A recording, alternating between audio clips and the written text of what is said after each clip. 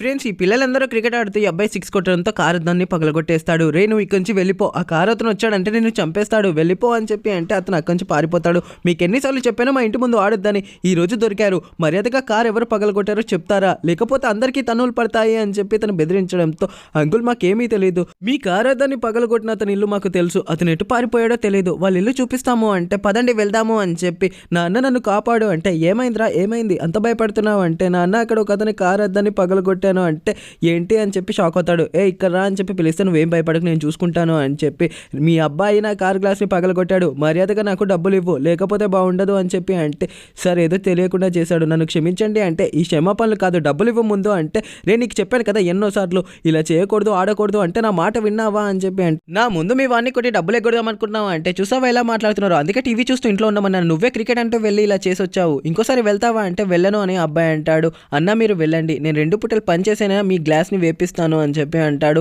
ఈ వీడియో నచ్చితే please subscribe చేసి మీకోసం ఏదైనా చేస్తే మీ ఫాదర్ నేమ్ ఏంటో కామెంట్ చేయండి. For more video subscribe.